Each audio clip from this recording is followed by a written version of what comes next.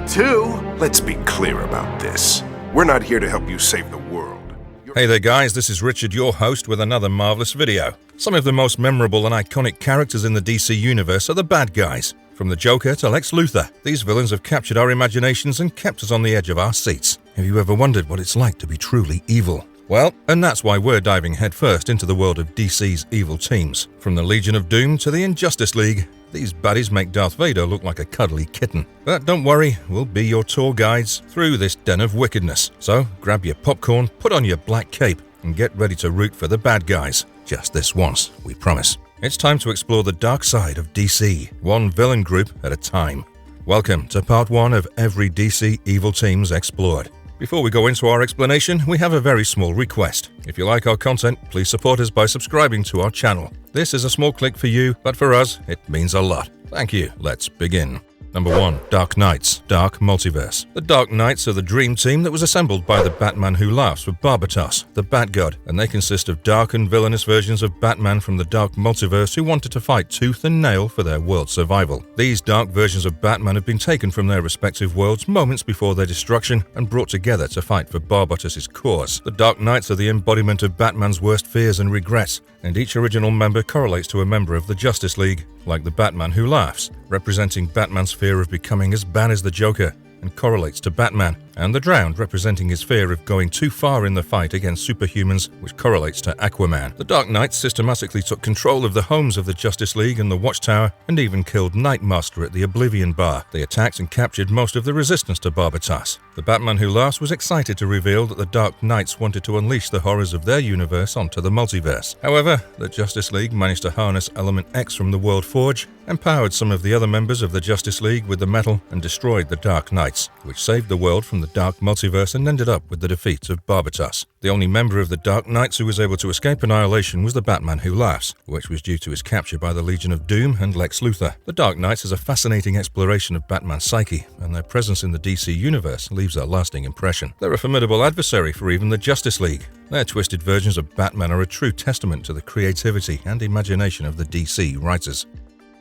The Court of Owls. The Court of Owls is a violent and secretive group that consists of highly trained assassins who have used their vast networks to plan assassinations in order to wield political influence throughout history. The leaders of the organization wear owl masks over their faces, while the rest of the court appears to be hybrids of humans and owls, which is evident in their owl-like disfigured faces, long claws, and animal-like behavior. The Court of Owls became known to Batman when they attempted to murder him during a meeting with the politician Lincoln March. Batman discovered that the society had created hidden secret headquarters rooms, which were present in almost every building built by the Alan Wayne Trust. The Court of Owls employs a breed of highly trained assassins known as Talons, who remain dormant deep within their inner sanctum until they're called upon. The Talons are responsible for securing and maintaining the court's interests with an iron fist whenever their services are needed for execution. Notable Talons include Uriah Boone, who was one of the first Talons employed by the court, and Ephraim Newhouse, who was a Talon of 1665. Other notable Talons include Henry Ballard, the Talon encountered by the Birds of Prey, and William Cobb, the assassin that was sent to murder Bruce Wayne. The Court of Owls has a fascinating backstory that'll surprise you.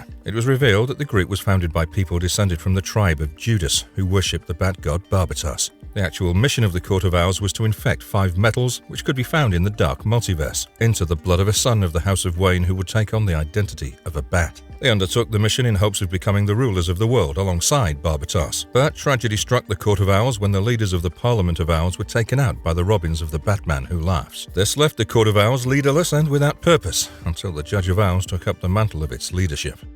Crime Syndicate, Earth 3. The Crime Syndicate, who can be called the Justice League's evil doppelgangers, are the kind of supervillains that make you want to root for the good guys even harder. The Crime Syndicate's nefarious deeds include shutting off electronic communications and restarting them under their control. It's like they went to the Supervillain Academy and graduated with a degree in inconvenience. They're the kind of villains who would steal your lunch money and then make you buy them a sandwich with it. They hail from Earth 3, a parallel universe where everything is the opposite of what it is on Earth 0, or the main DC universe. The team's original lineup included Atomica, Deathstorm, Grid, Johnny Quick, The Martian, The Outsider, Owlman, Power Ring, Sea King, Superwoman, and Ultraman. One of the most noteworthy aspects of the Crime Syndicate is its evil nature. They're the kind of villains who revel in causing chaos and destruction wherever they go. They're not bound by any moral code or sense of justice, which makes them incredibly dangerous. Despite their evil nature, the Crime Syndicate is a notable group of villains who have made a name for themselves in the DC universe. They're known for their power and their desire to control the world. They're the kind of villains who make you wonder if they were dropped on their heads as babies, or if they just forgot to take their daily dose of morality pills. The team's most notable members include Owlman, Ultraman, and Superwoman. Owlman is the Batman of Earth 3 and is known for his intelligence and his willingness to do whatever it takes to achieve his goals. Ultraman, not to be confused with the popular Japanese character, is the evil version of Superman and the leader of the Crime Syndicate, who possesses all of Superman's powers but uses them for his own selfish purposes. Superwoman is an evil version of Wonder Woman and is known for her strength and a willingness to use it to get what she wants. The Crime Syndicate has been involved in several major events in the DC universe. One of the most significant of these was the Forever Evil storyline, in which they attempted to take over the world. In the end, they were taken down by the Injustice League, but their legacy lives on.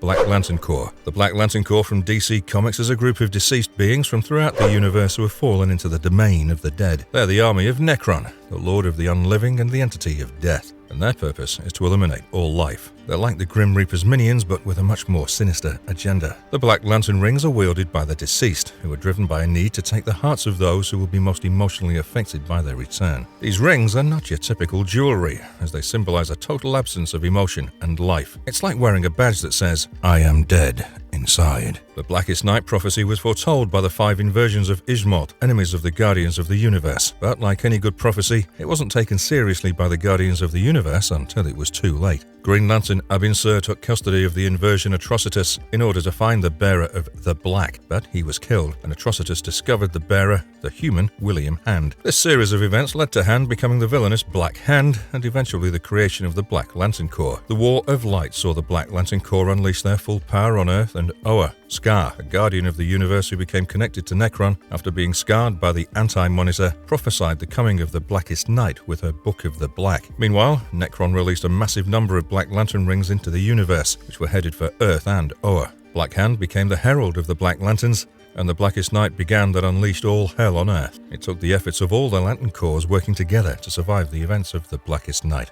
League of Assassins. The League of Assassins from DC Comics is the ultimate club for the world's deadliest killers. Founded by Ra's al Ghul, it was created to be the fang that protects the head. Some of the most dangerous assassins in the DC universe have been members of the League of Assassins, including Lady Shiva, David Kane, and Master Archer Merlin. They sound like the Justice League, but with more bloodshed and fewer moral dilemmas. Ra's al Ghul's right-hand man, Dr. Dark, was the first character to be known that was appointed as the head of the League of Assassins. Dr. Dark used strategic plans and manipulation, ambushes and death traps, concealed weapons and poisons to make the League of Assassins a prominent group. But let's be real, it's hard to trust someone whose name sounds like a Scooby-Doo villain. Ra's al Ghul eventually revealed himself as the leader of the League after a falling out with Dark, who kidnapped Ra's al Ghul's daughter, Talia al Ghul. It was like a family feud, but with more assassinations and fewer cooking competitions. The Sensei took over as the second leader of the League of Assassins, but led the group in a more brutal way. He assigned the hook to murder Boston Brand, who became Deadman after his death. The Sensei later went insane and wanted to make assassination into an art. Talk about wanting to be the best at being the worst.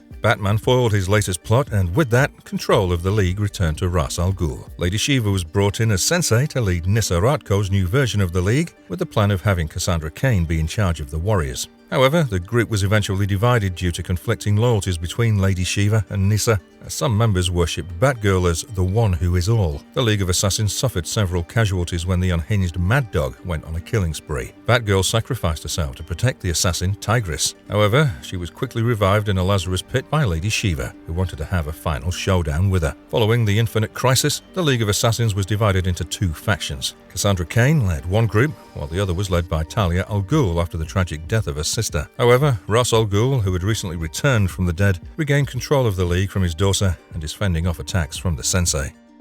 The Legion of Doom. The Legion of Doom is one of the most iconic supervillain teams in the DC universe. Consisting of some of the most notorious villains in the DC universe, the Legion of Doom has been a thorn in the side of the Justice League for decades. The Legion of Doom was first introduced in the animated series Super Friends in the 1970s. In this version, the team was led by Lex Luthor and consisted of some of the most famous villains in the DC universe, including the Riddler, Cheetah, and Solomon Grundy. The team was dedicated to defeating the Super Friends and taking over the world. In the comics, the Legion of Doom has gone through many different iterations over the years. In some versions, the team is led by Lex Luthor, while in others, it's led by other villains such as Brainiac or Gorilla Grodd. The team has also undergone personnel changes, many of the DC Universe's most dangerous villains being members at one time or another. The Legion of Doom is known for its evil and destructive goals. One of the most notable versions of the Legion of Doom was introduced in the animated series Justice League. In this version, the team was led by Gorilla Grodd and consisted of some of the most iconic villains in the DC Universe, including Lex Luthor,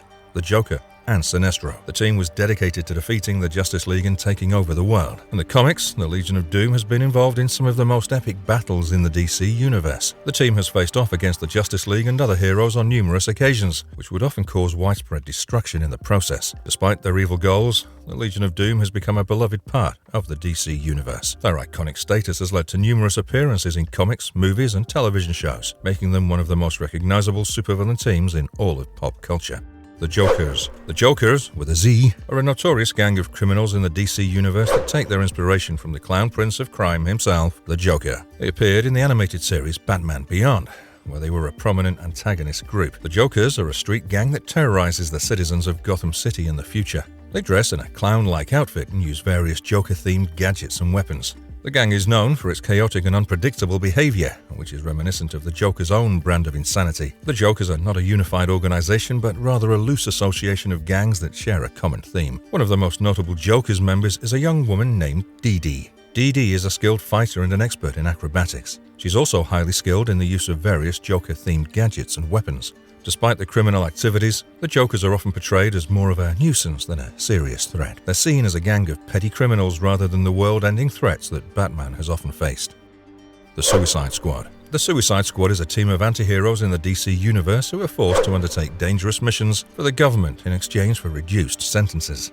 The team is made up of some of the most notorious villains in the DC Universe and has been a prominent feature of the comic book world for decades. The Suicide Squad was first introduced in the comics in 1959, but it wasn't until the 1980s that the team became a major part of the DC Universe. In this iteration, the team was led by Amanda Waller and consisted of some of the most dangerous villains in the DC Universe, including Deadshot, Captain Boomerang, and Harley Quinn. The Suicide Squad is unique in that its members are not superheroes but rather villains who have been coerced into joining the team. The members are fitted with explosive devices that can be remotely detonated if they disobey orders, making it clear that they've no choice but to follow instructions. The Suicide Squad's missions vary greatly in terms of their objectives, targets, and outcomes. Some of their missions involve battling superpowered villains or terrorists, while others involve more covert operations such as rescuing hostages or gathering intelligence. The squad is often directed by Amanda Waller, who's known for her willingness to use even the most dangerous and unstable individuals to achieve her goals. One recurring theme throughout the squad's missions is the high level of danger and unpredictability involved.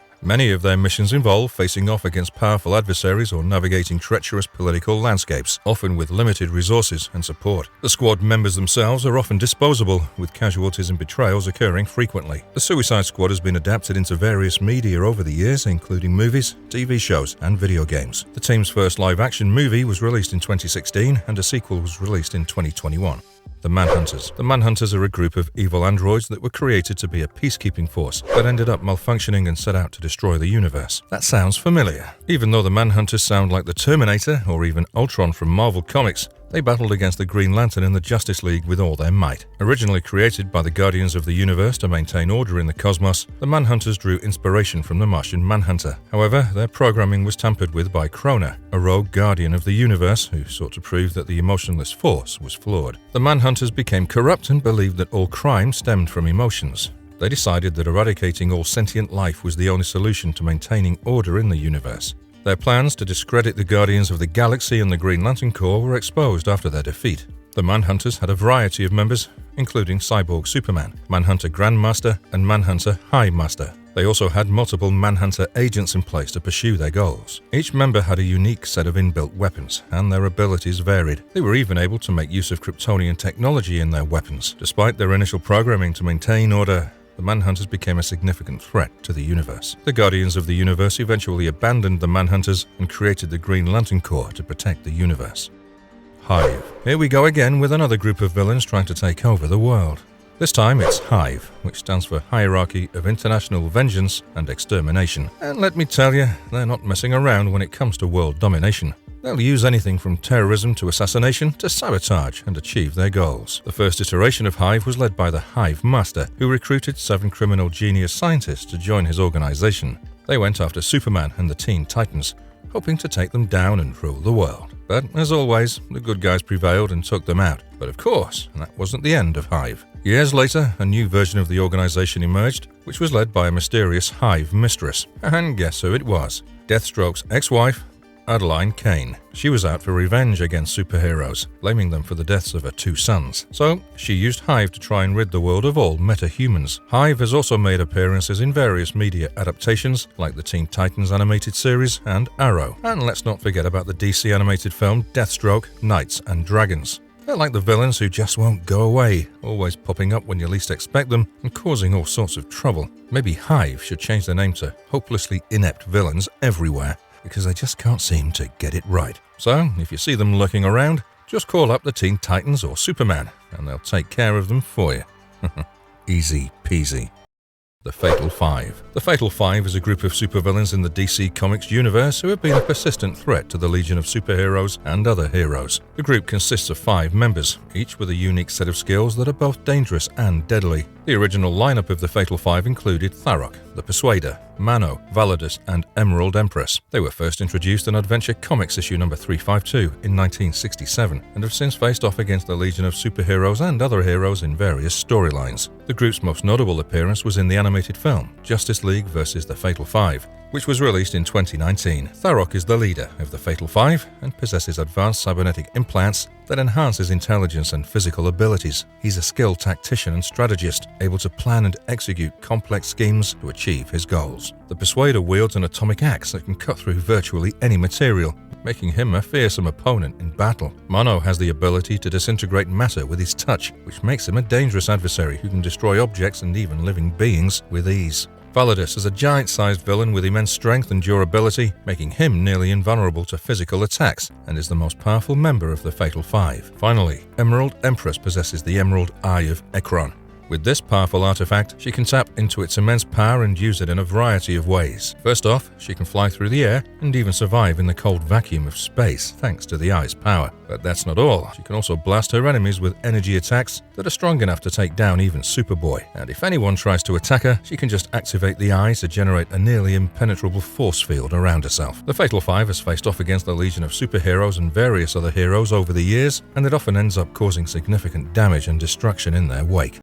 Secret Society of Supervillains. The Secret Society of Supervillains has a rich and complex history that spans several decades of DC Comics lore and made its first appearance in the Encyclopedia of Comic Book Heroes issue number 2, Wonder Woman. The team was initially formed by Darkseid as part of his plan to take over the world, and the original incarnation of the team included some of the most notorious villains in the DC universe, like Captain Cold, Gorilla Grodd, and Sinestro. However, the members of the Secret Society of Supervillains eventually turned on Darkseid and struck out on their own, intending to take over the world for themselves. Over the years, the Secret Society of Supervillains has gone through many incarnations and has featured a rotating cast of villains. The team is led by a variety of villains, including Funky Flashman, Gorilla Grodd, and Alexander Luthor Jr. Each leader has had their own agenda and has tried to use the society to achieve their goals. One of the most interesting things about the Secret Society of Supervillains is the complex dynamics between its members. With so many different villains vying for power, there's always something going on behind the scenes. Rivalries and alliances form and break apart, and there's always a threat of betrayal. But despite all the infighting, the Secret Society of Supervillains has always managed to be a dangerous foe for the heroes of the DC universe. Whether they're taking on the Justice League, the Secret Six, or other superhero teams, the Secret Society of Supervillains always brings their A-game, using their combined strength and cunning to try to achieve their goals. In recent years, the Secret Society of Supervillains has undergone a resurgence in popularity and has appeared in various DC comic titles and in other media. The team has appeared in the Justice League and Justice League Unlimited animated series, as well as in the Young Justice animated series. The Secret Society of Supervillains also features prominently in the DC Universe Online video game, where players can side with the team as they try to take over the world. Circus of Strange. The Circus of Strange is one of the most intriguing and bizarre criminal organizations in the Batman universe. Created by Grant Morrison and Frank Quitely, this group of circus-themed villains made their first appearance in Batman and Robin #1 The series follows Dick Grayson as the new Batman and Damian Wayne as Robin as they battle against the Circus of Strange, a criminal syndicate made up of circus performers. The Circus of Strange is unique in that they operate out of an abandoned circus, which doubles as an operating theatre for the mad scientist Professor Pig to create his horrific Dollartrons. One of the most disturbing aspects of the Circus of Strange is the creation of the Dollartrons. These are people who have been transformed into living dolls by Professor Pig. They're stripped of their humanity and their free will and are forced to perform in the Circus of Strange. The Dollartrons is a symbol of the Circus of Strange's depravity and cruelty. The members of the Circus of Strange are a motley crew of criminals, each with their own unique abilities and quirks. They are led by Professor Pig, a deranged mad scientist who wears a pig mask and is obsessed with turning people into Dollartrons. His right-hand man is Mr. Toad, a man with a toad-like appearance and the ability to jump great distances. Other members of the Circus of Strange include Phosphorus Rex, a man who can generate intense heat and flames, the Human Flame, a man who can control fire, and Siam, conjoined criminal triplets who take advantage of their conjoined bodies to develop a unique fighting style that makes them a tricky opponent to be in a battle with. Each member of the Circus of Strange is a criminal sideshow act, and they're all willing to do whatever it takes to achieve their goals. The Circus of Strange is one of the greatest foes of Dick Grayson and Damian Wayne. They're a well-organized criminal syndicate with a wide range of abilities and resources. However, the two heroes are able to overcome their differences and work together to take down the Circus of Strange. Their interactions and trouble in working together are portrayed in the series, adding an extra layer of complexity to the story. There are numerous parallels between the Circus of Strange and the Red Triangle gang from Batman Returns. Both are traveling circuses that also operate as criminal gangs. Their leaders, Professor Pig and the Penguin, are deformed supervillains who are lunatics, and their members are made up of criminal sideshow acts. However, the Circus of Strange is a much more sinister and twisted organization than the Red Triangle gang.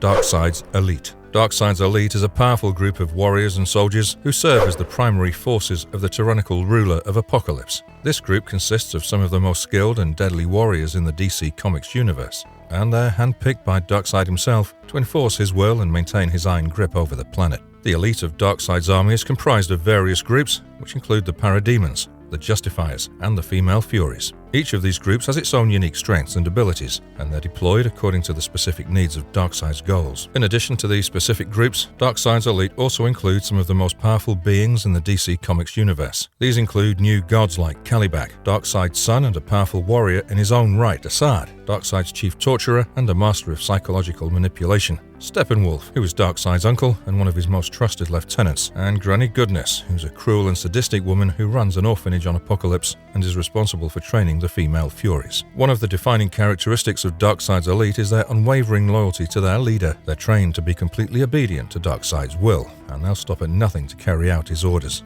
This loyalty is reinforced by the knowledge that Darkseid has the power to erase their very existence if they fail him in any way. Female Furies. The Female Furies were a group of highly skilled warriors brought up in Granny Goodness's orphanage, serving as a part of Darkseid's Elite on the harsh planet of Apocalypse. These all-female soldiers were deployed by Darkseid to crush rebellions and obliterate his enemies, using the harshest training methods to hone their skills. They were tasked with carrying out Darkseid's orders, which often involved the subjugation and destruction of other civilizations and worlds. Lashina, a new god of Apocalypse and the leader of the Female Furies, is a fearsome opponent with deadly accuracy and unparalleled skill in wielding electrically charged whips. Her training in special tactics at Granny Goodness's orphanage made her a formidable field leader, with a particular interest in taking on Superman. In one instance, Lashina even managed to subdue both Superman and Supergirl. With the strength and endurance of a typical new god, Lashina is an unstoppable force in battle. Mad Harriet, another member of the Female Furies and a new god of Apocalypse, remains shrouded in mystery, with little information known about her past. However, it's presumed that she, too, was trained in special tactics at Granny Goodness's orphanage. Mad Harriet's unique weaponry includes a pair of gauntlets with retractable claws, kinda like Wolverine from Marvel Comics. She possesses the strength and endurance of a typical new god and is immune to pain, which makes her a tough adversary in battle. Stomper, the last member of the Female Furies and a new god of Apocalypse, is a dangerous force to be reckoned with. Her arsenal includes anti-matter boots that are capable of creating devastating earthquakes and tremors upon impact. With her immense strength and durability, Stomper is not to be underestimated in combat. Checkmate. Are you ready to hear about the coolest spy agency in the DC Comics universe? That's right, it's Checkmate. They're like James Bond, but with more chess puns and fewer martinis. The agency was created by Amanda Waller as a branch of Task Force X, and she named it Checkmate. The hierarchy is based on chess pieces, which is pretty awesome if you ask me. Kings and queens are the leaders, bishops are the sneaky spies, rooks are the master planners, knights are the badasses who carry out the missions, and pawns are the support staff who get no respect. But it's not all fun and games for Checkmate. They've been through some crazy stuff, like when they were involved in an inter-agency war between the Suicide Squad and Project Atom, or when Maxwell Lord tried to use the agency to kill all the metahumans on Earth. I mean, that's some serious stuff right there. After the Infinite Crisis, Checkmate got disbanded by the president, but then the Martian Manhunter convinced the UN to reconstitute the agency as the Chartered Metahuman Monitoring Force. That's a mouthful, although it's still not all been smooth sailing for Checkmate. Amanda Waller got caught directing Black Ops missions without the agency's knowledge, and Valentina Vostok had to take over to clean up the mess. It's like Waller was playing her own game of chess and forgot to tell Checkmate what the heck was going on. Checkmate is considered to be the world's premier spy agency within the DC Comics universe, and its members are highly trained operatives who are skilled in espionage, combat, and strategy. Secret Six. The Secret Six is a team of anti-heroes in the DC Comics universe who operate as mercenaries under the command of a mysterious figure known only as Mockingbird, and occasionally undertake missions for a variety of clients. The team consists of various villains and anti-heroes who have joined forces for their own personal gain, with no real loyalty to one another. The Secret Six has appeared in various comic book series and has become a popular and beloved part of the DC universe. The Secret Six was first introduced in Secret Six issue number 1, codename Mockingbird, and was created in 1968 by E. Nelson Bridwell and Frank Springer. The original series only lasted for 7 issues, which left many questions unanswered for the fans, like the identity of Mockingbird. Nearly 20 years later, Martin Pasco and Dan Spiegel brought back the team in an 8-page co-feature in Action Comics Weekly. However, it wasn't until 2005 that the Secret Six was reinvented for the modern age by Gail Simone and Dale Eaglesham in the Villains United tie-in to DC's Infinite Crisis event. The new version of the Secret Six was comprised entirely of villains, and they started as a team of villains who didn't want to submit to the newly established secret society of supervillains. However, they eventually grew into a team of mercenaries who would take on any job as long as the pay was right. The team's popularity soared under Simone and Eaglesham's direction, thanks to its intense drama, extreme violence, and twisted sense of humor. The Secret Six would go on to appear in an arc of Birds of Prey, a Secret Six limited series, and finally, their own ongoing Secret Six series. Sinestro Core. The Sinestro Core. The band of merry, yellow-clad villains who just can't seem to get enough of that power ring bling, led by none other than the infamous Sinestro himself. This group of baddies has caused more trouble for the Green Lantern Corps than a toddler with a permanent marker. But let's be real, can you blame them for being attracted to the yellow power of fear? I mean, who doesn't love a good scare? And with Sinestro as their leader, they've got the fear thing down pat. This guy is so scary, even his own daughter is afraid of him. Talk about a tough dad. Of course, the Sinestro Core is not just a bunch of villains running around with yellow power rings and scaring people. They've got some serious muscle, too. Just take Arkillo, for example.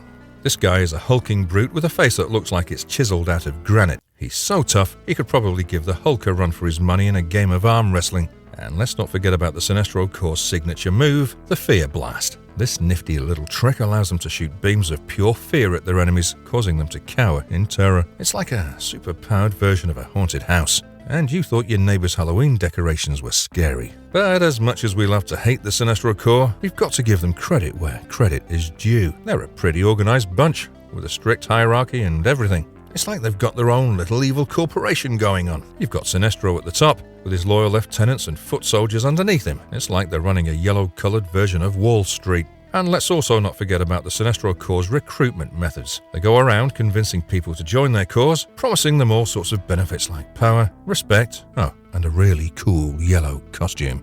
Injustice League Dark. The Injustice League Dark is a team of supervillains assembled by Circe to stand in the way of Wonder Woman's Justice League Dark. The Injustice League Dark made its first appearance in Justice League Dark issue number 17, The Witching War, Part 4. After absorbing the power of the witch goddess Hecate, Circe was on the hunt for more power, and she believed that the Black Diamond of Eclipso could give her what she needed. Unfortunately, the diamond was located in the basement of the Hall of Justice, which was also home to the Justice League Dark. So, Circe put together her own team of misfits to take on Wonder Woman's team. The Injustice League Dark consisted of some of the most powerful and dangerous villains in the DC Comics universe, including Papa Midnight, Floronic Man, Clarion the Witch Boy, Solomon Grundy, and Dracul Karfang. Each member brought their own unique set of skills to the team, and they were all united by their desire for power and dominance over their enemies. Papa Midnight has always been a thorn in Constantine's side, and he was more than happy to team up with Circe to take down the Justice League Dark. Floronic Man is connected to the Green and can control plants with ease,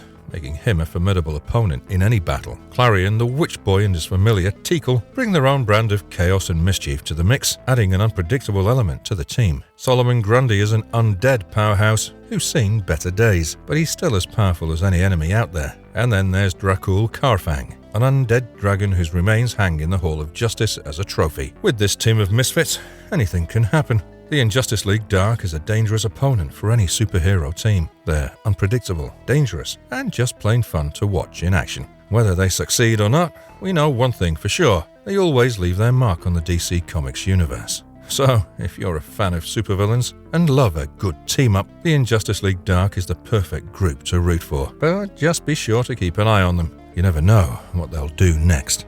Brotherhood of Evil. Get ready to face off against one of the most sinister groups of supervillains in the DC Comics universe, the Brotherhood of Evil. They made their first appearance in Doom Patrol issue number 86, The Trail of the Terrible Titan, a medal for Go Buggy 3. Led by the disembodied human brain called the Brain, this group has a long history of causing trouble for heroes like the Doom Patrol and the Teen Titans. They've even committed mass murder, which led them to become some of the most wanted villains in the DC universe. Over the years, the Brotherhood of Evil has had a rotating roster of members, including Madame Rouge, General Immortus, Gargwax, and Phobia. They've also added new members like the Elephant Man and Goldilocks, and have even cloned unstable versions of active superheroes to sell to third world dictators. With their evil plans and ruthless tactics, the Brotherhood of Evil is a team that mustn't be taken lightly. In an alternate version of the DC universe, the Brotherhood of Evil is renamed the Society of Sin and is formed by the Brain and Malar. This group fights against the evil version of the Teen Titans called the Teen Tyrants, and consists of Dr. Light, Mammoth, Madame Rouge, and Persimmon. Despite occasional setbacks, the Brotherhood of Evil remains a persistent threat to the heroes of the DC universe. Their future may be uncertain, but one thing is for sure: they'll not rest until they achieve their ultimate goal of world domination. Fearsome Five. Fasten your seatbelts, people, because we're about to talk about the Fearsome Five, the most dastardly group of supervillains on this side of the DC Comics universe. These bad guys make the Joker look like a harmless clown, and Lex Luthor seem like a friendly neighbor. The Fearsome Five is a group of supervillains that first formed in the DC Comics universe after an ad was placed in the Underworld Star, which invited villains to join in an attack against the Teen Titans. The original members were Dr. Light, Mammoth, Shimmer, Simon, and Gizmo. Over the years, the team underwent periodical member changes and leadership switched back and forth between Dr. Light and Persimmon. Throughout the Fearsome Five's history, they've been involved in various story arcs, including attacking the Teen Titans in an attempt to brainwash them and use them to attack the Justice League and commit various crimes. They've also been featured in different media adaptations, such as the Teen Titans animated series, Terror Titans. So, in the DC Comics universe, there's this group of villains called the Terror Titans that was introduced in Teen Titans issue number 13. They were hired by Boss Darkseid to capture the 6 members of the Teen Titans, and they actually managed to snag Kid Devil and Miss Martian.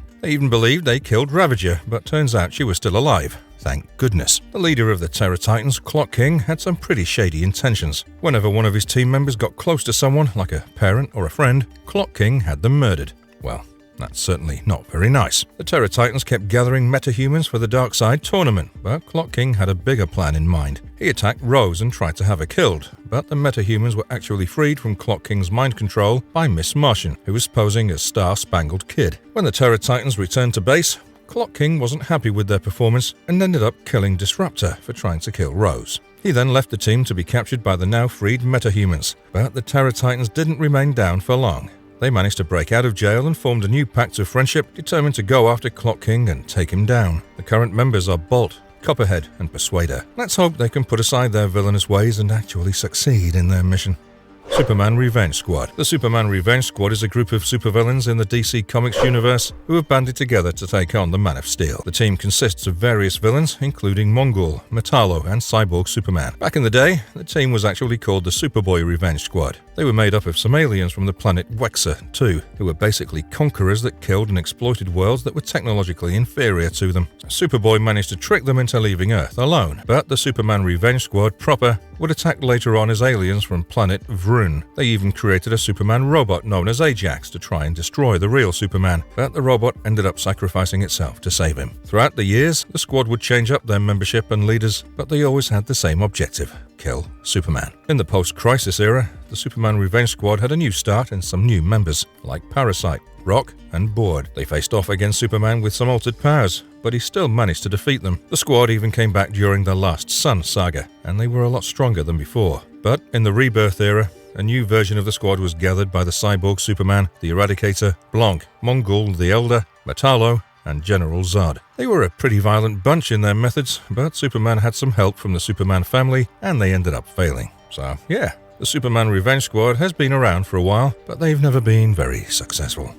Royal Flush Gang. The Royal Flush Gang is a group of supervillains in the DC Comics universe who are named after the playing cards in a deck. The team consists of various members, each of whom is named after a playing card. So, we have Ace, King, Queen, Jack, and Ten, as well as other members who have taken on the names of other cards. The Royal Flush Gang has appeared in various comic book series, animated shows, and media adaptations, cementing their place as one of DC's most unique and recognizable supervillain teams. The Royal Flush Gang was first introduced in Justice League of America, issue number 43, in 1966. The original lineup consisted of King, Queen, Jack, and Ten of Spades. Over the years, the Royal Flush Gang has undergone various iterations with different lineups and objectives. In one version, the second gang was started by Hector Hammond, and they had full identities for nearly everyone on the team. The original suit was changed to Spades, and the new members included Ace, an android with super strength, King, who became immortal and had mind control powers, Queen, who could create illusions and had a spade-firing wrist shooter, Jack, who had a laser eye and an energy-charged sword, and Ten, who had energy blasters and explosive playing cards. Ten also had preteen henchmen called Ten's Little Indians, and the gang expanded all across America in another version. The Royal Flush Gang also joined Alexander Luthor's secret society of supervillains during the Infinite Crisis storyline, though the Joker ended up killing all 52 members of one gang.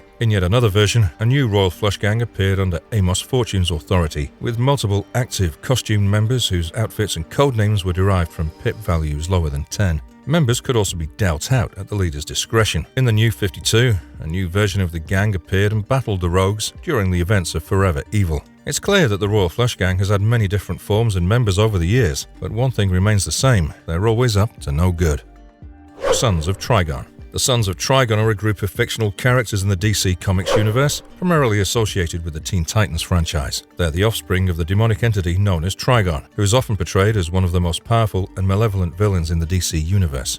Trigon, also known as Conqueror of Worlds and ruler of the 5 Underrealms, is a powerful demon who rules over his own dimension. He's depicted as a being of immense power and malevolence, with the ability to manipulate reality and bend the will of others to his own desires. The Sons of Trigon are depicted as being incredibly powerful, with abilities that rival or surpass those of their father. The most prominent of the Sons of Trigon is Raven, who is a member of the Teen Titans and a popular character in her own right. Raven is unique among the Sons of Trigon, as she possesses a human soul and has fought against her father's influence to become a hero as she wanted to. The Sons of Trigon recognized the strength in numbers and managed to ignite Raven's demonic side, which convinced her to join them as well. Together, they formed the 7 Deadly Sins. Other Sons of Trigon include Jacob and Jared, who are both powerful demons. They're depicted as being ruthless and cruel, with little regard for human life. Villainy Inc. Doofenshmirtz Evil Incorporated. Just kidding. The beloved antagonist of Perry the Platypus doesn't have anything to do with this group of villains. Villainy Inc. is a supervillain team in the DC Comics universe who are primarily associated with Wonder Woman, and were first introduced in Wonder Woman issue number 28 in 1948. The team was made up of some pretty unique characters, like Blue Snowman, also known as Burner Brilliant, who disguised herself as a man and could freeze everything with her blue snow invention. Then there was Cheetah, whose real name was Priscilla Rich, a debutante, and Thief, who periodically turned into her cheetah persona due to major feelings of inferiority. Princess Maru, whose villain name was Dr. Poison, was the leader of a Nazi spy ring who wanted to mess with the US Army by contaminating their water with a drug that makes soldiers do the opposite of what they're told. Giganta was an ape who got turned into a human strongwoman by Professor Zool, and Hypnota was a stage magician who could mesmerize people with just a look. Queen Clear was also on the team, She was the cruel blonde monarch of the Atlantean nation of Venturia, and she brought in a priestess of the Crimson Flame named Zara to help out. The origins of Villainy Inc. vary depending on the storyline, but they're often depicted as a group of rogue villains who band together for a common goal. Regardless of their origins, Villainy Inc. is a forceful, villainous group that's capable of making significant damage. They've taken on Wonder Woman and other heroes on numerous occasions, using their collective power and cunning to gain the upper hand. Justice League of Earth. In the 31st century of the DC Comics universe, there was a group of superpowered humans called the Justice League of Earth. But they were not exactly the cool kids on the block. The Legion of Superheroes rejected them for having useless powers. Over time, though, the Justice League's powers mutated and became much more formidable. Fortunately, they also fell under the influence of Earthman, a guy with some seriously prejudiced ideas about aliens. He convinced the people of Earth to turn against their extraterrestrial neighbors, and the planet became a pretty terrible place for non-humans to live. The Justice League of Earth even went so far as to capture members of the Legion of Superheroes and steal their powers. They also used Sunboy to turn a bunch of suns in the galaxy red, which is apparently a very bad thing. But don't worry, the Legion of Superheroes were not going to take that lying down. They brought Superman to the future to help out, and together they took down the Justice League of Earth. The members of the Justice League of Earth included Earthman, also known as Kurt Nidrai, who could absorb and duplicate superpowers. Spider-Girl, otherwise called Susapaka, who had web-like hair, Golden Boy or Clint Stewart, who had a Midas touch and a solid metal body, Storm Boy, whose name is Mike Chipers, who could control the weather, Roy Travich, or as he's popularly known as Radiation Boy, who was a living radioactive isotope. Tusker, who's also known as Horace LaFoe, who had an unbreakable skeleton, and Eiffel Ethel, or Ethel Lynn Newton, who could grow extra eyes whenever she wanted. It's a good thing they all got locked up on the prison planet Takron Galtos. Sounds like they were a pretty dangerous crew. League of Super Assassins. The League of Super Assassins is a supervillain team in the DC Comics universe. They were first introduced in Superboy and the Legion of Superheroes issue number 253, Night of the Super Assassins, created by Jerry Conway and Joe Staton. The team consists of 6 citizens of Dryad who were given superpowers by Darkman. They were in the false belief that the Legion of Superheroes destroyed their home planet and therefore set out on a path of vengeance. The team is composed of Block, Titania, Lazarn, Nutrax, Mistmaster, and Silver Slasher. Block is the only true native of Dryad and is a dense silicon-based life form with superhuman strength and invulnerability. He later joins the Legion of Superheroes. Titania is the giantess of the group and serves as the strong arm. Lazarn can travel at the speed of light and is shrewd and pompous. Nutrax is the brains behind the team and can shoot beams that neutralize the powers of any enemy. Mistmaster can transform into a poisonous gas and is known for being voyeuristic with his prey. Finally, Silver Slasher is the most sadistic among the team members and was transformed into a metal killing machine. The League of Super Assassins continued to pursue a life of crime without the guidance of Darkman. They acted individually or as a team, occasionally joining other supervillain groups, such as the Legion of Supervillains. Parademons. What can we say about these little fellas? They're like the mosquitoes of the DC Comics universe, flying around and causing a nuisance wherever they go. But unlike mosquitoes, they'd not just suck your blood, they'll suck your very soul. These winged minions of Darkseid are the epitome of evil, with their reddish appearance and spiky armor. They look like something out of a nightmare, and they act like it too. They'll swoop down from the skies and snatch people up, dragging them back to Apocalypse to be turned into mindless slaves. But let's be real here. The Parademons are just Darkseid's little lackeys. They're the ones who do all the dirty work while he sits back and twirls his mustache, or whatever it is he does. They're like the henchmen in a James Bond movie, only instead of wearing suits and carrying guns, they wear armor and carry sharp, pointy things. And they're definitely not the brightest bulbs in the box. They're easily fooled by the likes of Batman and Superman, who can outsmart them with ease. They'll fly into a trap without thinking twice, and then wonder why they're suddenly surrounded by Kryptonians and bat gadgets. But you have to give the Parademons some credit. They sure are persistent little buggers. No matter how many times they get knocked down, they'll keep coming back for more. They're like the Energizer Bunny of the DC universe, only instead of a drum, they have a mother box. And let's talk about their battle cry. For Darkseid! Is that the best they could come up with? It's not exactly a catchy slogan, is it? If they want to strike fear into the hearts of their enemies, they should come up with something a little more intimidating. Death to all who oppose us, or Bow down before your new masters. Just a thought. The Parademons are perhaps the most recognizable members of Darkseid's Elite.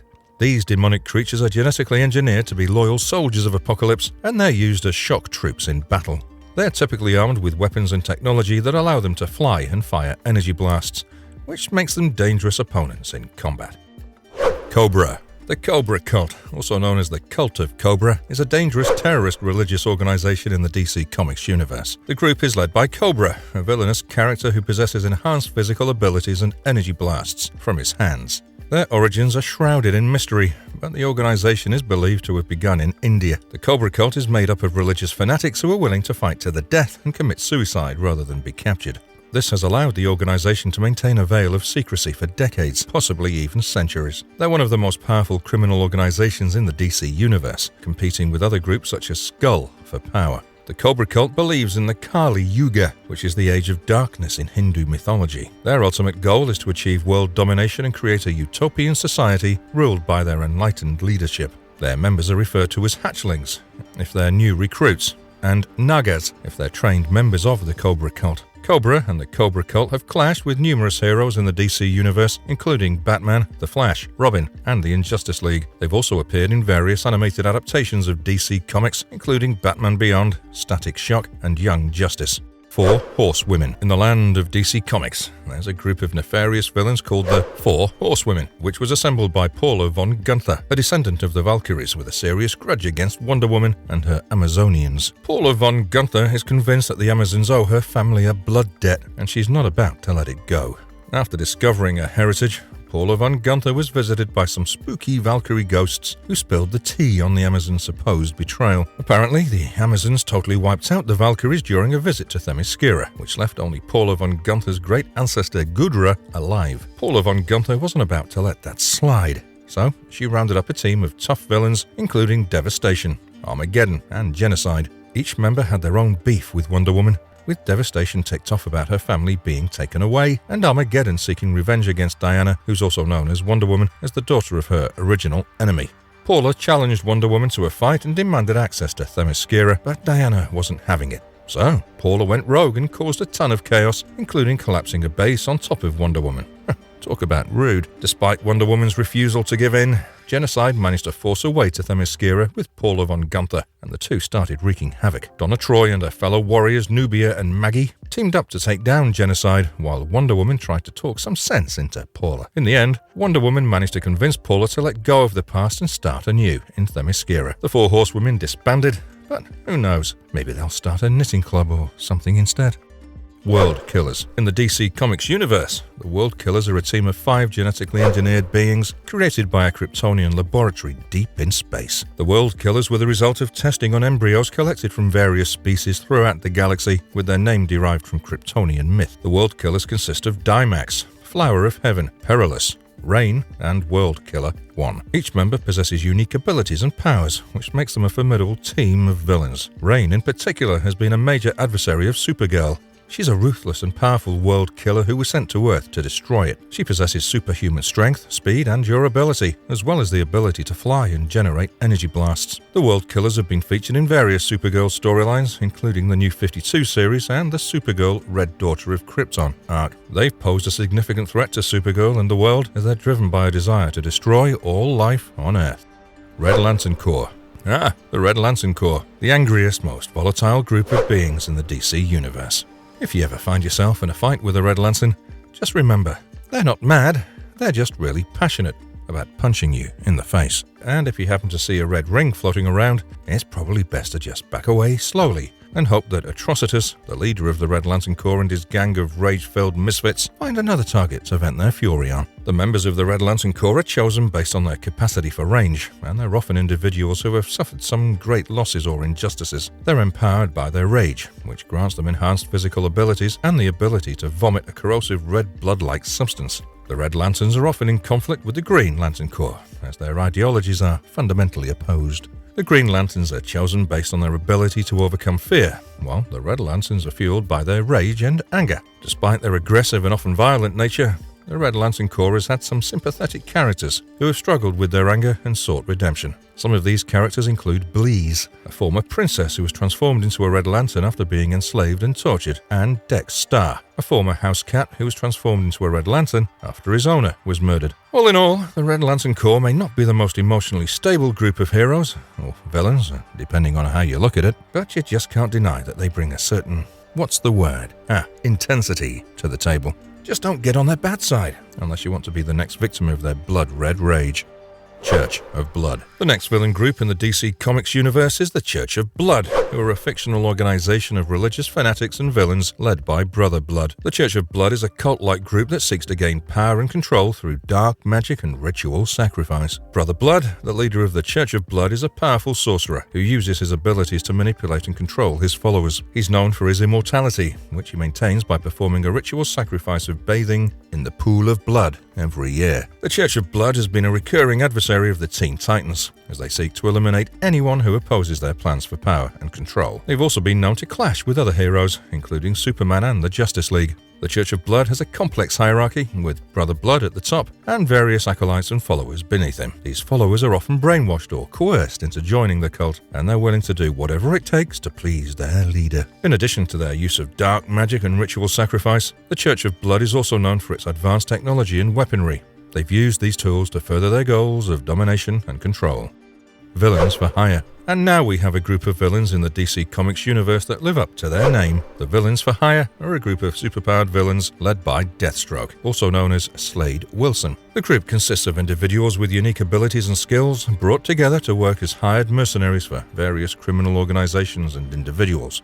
The current roster of the Villains for Hire includes Deathstroke, the master mercenary with superhuman abilities, who leads the team. Tattooed Man, who can generate psionic objects based on his tattoos, is also a member, as is Cinder, a pyrokinetic who was discovered by Deathstroke in Italy. Osiris, who was transformed into a hero after being crippled and is obsessed with bringing his family back, and Cheshire, a deadly mercenary with a romantic history with Arsenal, also make up the team. The Villains for Hire have been involved in nefarious activities, including the murder of Ryan Choi, the New Atom, and the pursuit of a Hispanic girl named Allegra Garcia, who's connected to their mission. They've also come into conflict with heroes such as Nightwing and the Teen Titans.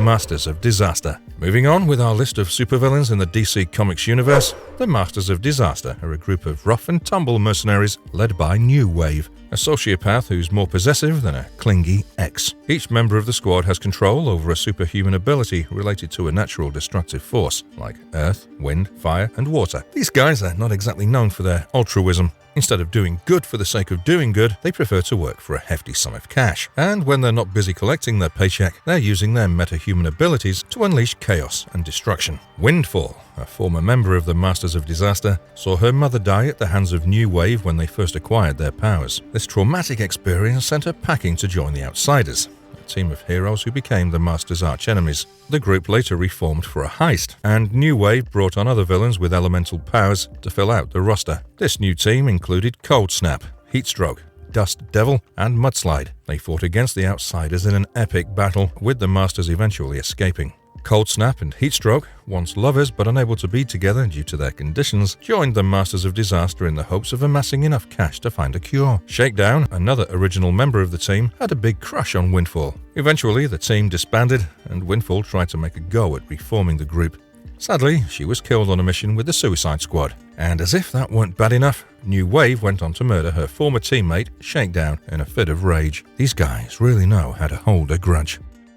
Injustice Society. It's time to meet the next evil team in the DC Comics world. The Injustice Society is a bunch of baddies who have come together with one common goal: world domination. The original Injustice Society of the world tried to conquer America by unleashing a horde of criminals from prison, substituting important government and business officials with android clones, and running a kangaroo court against the Justice Society. The original gang consisted of villains like the Wizard, Brainwave, Vandal Savage, and Per Degaton. Their evil plans were thwarted by the Justice Society of America, a group of do-gooders who were determined to protect the world from harm. The current Injustice Society was formed by an interdimensional being named Johnny Sorrow. Sorrow was out for revenge against the Justice Society, believing that he and other villains had been wronged. The present-day Injustice Society includes members such as Icicle, Tigress, Sportsmaster, and the Fiddler. They're on a mission to take down the Justice Society and seize power, using their unique skills and abilities to achieve their aims. The Injustice Society has been a recurring enemy of the Justice Society of America and other heroes in the DC Comics universe. They've engaged in all sorts of shady activities, from trying to swipe powerful artifacts and weapons to manipulating governments and organizations for their own gain. They're not afraid to get their hands dirty in battle against the good guys. Legion of Supervillains. Next up in the DC Comics universe is the Legion of Supervillains, who are a group of supervillains who are united by their desire to defeat their heroic counterparts, the Legion of Superheroes. Their debut was quite the entrance. Let me tell you, Lex Luthor, who was locked up, as he should be if you ask me, contacted these villains to hatch a plan to take down Superman, because, you know, he's just too darn good and needs to be put in his place. The group was led by Lightning Lord, Saturn Queen, and Cosmic King, and they almost succeeded in defeating Superman, but they were stopped by the Legion of Superheroes. The Legion of Supervillains has been led by various leaders throughout its existence, including Tarek the Mute, Nemesis Kid, and Superboy Prime. The group has included members such as Zamir, Sun Emperor, Beauty Blaze, and Echo. They've also been involved in various nefarious activities, which included attempting to take over the world of Orlando and send it to an alternate dimension, killing off influential superheroes and destroying the prison planet they were imprisoned on. They've also posed as heroes, much like the Thunderbolts, before being exposed by the Legion of Superheroes. The Legion of Supervillains has appeared in various media, including the Legion of Superheroes animated series, where they pose as heroes until they're exposed. Prime's Titans. The DC comic world has yet another villain group. The Prime's Titans are a group of supervillains who are the anti-Teen Titans and are led and founded by Superboy Prime. The group consists of Sungirl, Zookeeper, Persuader, Indigo, Inertia, and Headcase, as well as 3 different incarnations of Superboy, Connor, from over the years. The Prime's Titans were formed when Superboy Prime was drawn back into the DC universe during the Teen Titans fight with Headcase in San Francisco. Furious and wanting to find a way back home, Superboy Prime set out on a quest to destroy all of the Teen Titans. During a battle with the Teen Titans, the Prime's Titans appeared and engaged the team in battle. They proved to be a formidable foe, with each member utilizing their unique abilities and skills in battle. The 3 different incarnations of Superboy, Connor, from over the years, also proved to be a challenge for the Teen Titans. Annihilation Brigade. In the DC Comics universe, the Annihilation Brigade is a group of Guardians who are tasked with protecting the Temo Metia prison. The group is led by Director Kala and consists of members such as Cosmonaut, Gulag, Tunguska, and Tankograd. The Annihilation Brigade is responsible for maintaining the security of the Temo Metia prison and ensuring that the most dangerous criminals are kept securely locked away. They're equipped with advanced technology and weapons to ensure that they can maintain law and order within the prison. During an attempted theft of the portal to the Phantom Zone by the Suicide Squad, the Annihilation Brigade tried to stop them, but were unsuccessful in their attempt. The Suicide Squad member Hack was able to get them out before anything bad could happen. Project 7734. Moving forward, let me tell you about the next evil organization on the list, which is Project 7734. It's this top-secret organization led by General Lane, which was formed to protect humanity from superhuman threats. You know, like those superhero guys who can fly and shoot lasers from their eyes. Yes, Superman, we're looking at you. One of the biggest threats that Project 7734 had to deal with was New Krypton, which was this whole thing with a ton of Kryptonians coming to Earth. Superman, Supergirl, and Steel were fighting against Atlas when they got in the way of Project 7734, and that's when Jimmy Olsen first found out about them. During the whole New Krypton thing, General Lane actually freed Lex Luthor and got his hands on Brainiac, which he wanted to use against the Kryptonians. Project 7734 was also responsible for unleashing Doomsday on the masses, but the Kryptonians managed to defeat him pretty easily. As a secondary plan, Metallo and Reactron were smuggled into New Krypton to kill Zor-El, and Reactron actually succeeded. Both villains got away and are still out there somewhere, but the biggest weapon that Project 7734 has is Superwoman, who was actually Lucy Lane. She was sent to spy on Kandor and New Krypton, and her suit mimicked their abilities. At first, she was friends with Supergirl, but they eventually had a big fight where Lucy's suit got compromised and she was apparently killed. And then there's this guy named Assassin, who's become General Lane's henchman. So, talking about Project 7734 in a nutshell, it's this shadowy organization that's always trying to protect humanity from superhuman threats, but sometimes they end up causing more problems than they solve. Acolytes of Zoom. So, let's now meet the Acolytes of Zoom, who are a group of super-fast metahumans who banded together to take on the Flash. And who was their fearless leader, you ask? None other than the one and only Eobard Thawne, who's also known as the Reverse Flash. Thawne went all around time gathering up these Speed Force-empowered folks and convinced them that the Flash was the worst thing ever and had to be taken down. And get this, he had them trained for centuries just to defeat the Flash. Talk about dedication. But here's the thing, Thawne manipulated them so hard that they actually believed the Flash was evil. I mean, come on guys, the Flash is a hero. He's saving the world with his super speed and you're out here trying to take him down? It's like they didn't even stop to think about how ridiculous that sounds. And then there's Magali, who apparently had some kind of powers that kept them all young. I mean, I could use some of that magic myself.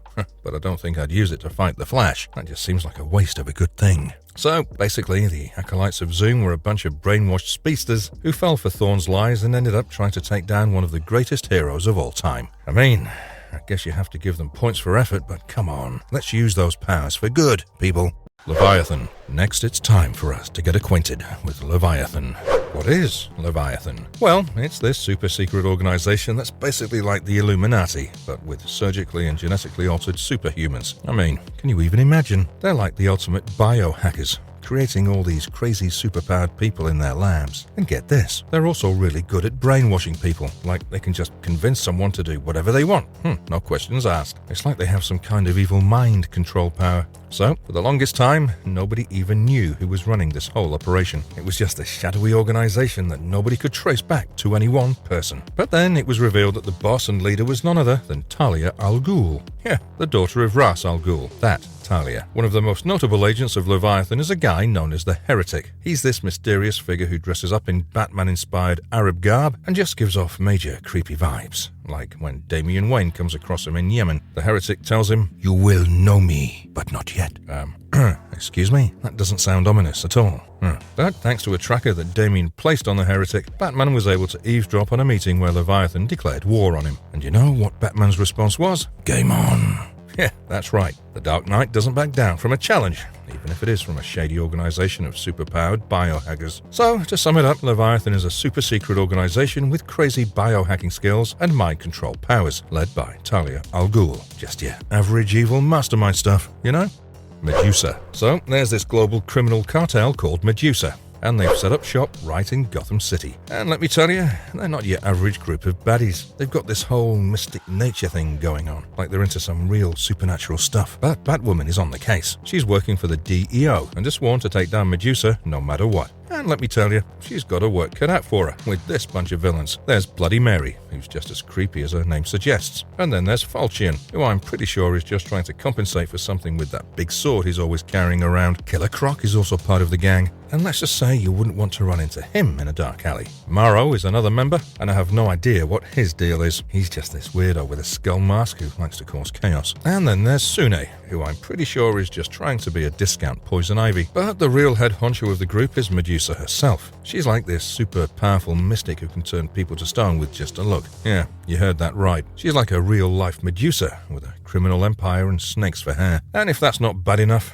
there's also the Hook and Weeping Woman, who are just as creepy as their names suggest. So yeah, that wraps Medusa up for you. A global criminal cartel with a mystic nature that's causing trouble right in Gotham City. But with Batwoman on the case, I have a feeling they'd not be causing trouble for much longer. Demons 3. Okay, so have you heard of the Demons 3? If you haven't, let's meet them now. They're like these super old demons who used to rule the universe like 1 billion years ago before getting locked up by the Timeless Ones. And let me tell you, they really don't like being stuck in prison. They've tried to escape so many times, and they usually get some help from this guy named Felix Faust, who's this really powerful sorcerer that summons them from time to time. But one of the 3 demons, Abnegazar, got taken down by Dr. Fate, although his brothers managed to revive him as a giant demonic maggot.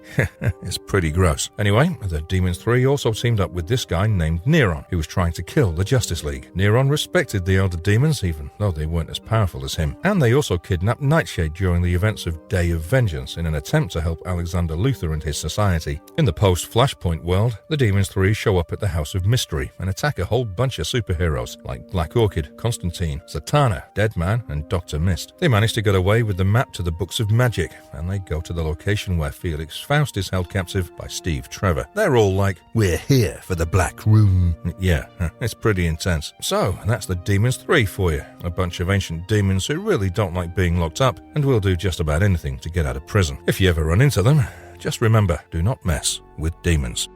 Ultraviolet Core. Next up in the list is a member of the emotional electromagnetic spectrum, the Ultraviolet Lantern Core. If you're looking for a Lantern Core that's all about the unseen light and self-destruction, then these are your guys. Their heart is a living phantom galaxy, which is powered by a sentient sun named Umbrax, because nothing says cool superhero team like a sentient sun. Umbrax moves unseen through space, drawn toward planets with the strongest self-destructive forces. So, like if you're having a really bad day, watch out. Umbrax might might come recruiting you for the Ultraviolet Corps. And their very first recruit was John Stewart, because apparently Sinestro thought he had an affinity for the darker aspects of the unseen light. Yeah, sure, Sinestro, we totally believe you. The Ultraviolet Lantern Corps is controlled by Umbrax, so you don't have to worry about controlling your own emotions or anything. But if you're feeling particularly brave, you can always try to overcome the influence of Umbrax and wield the ultraviolet energy through your own force of will. Hey, it worked for John Stewart. And let's not forget their weapons, the ultraviolet power rings.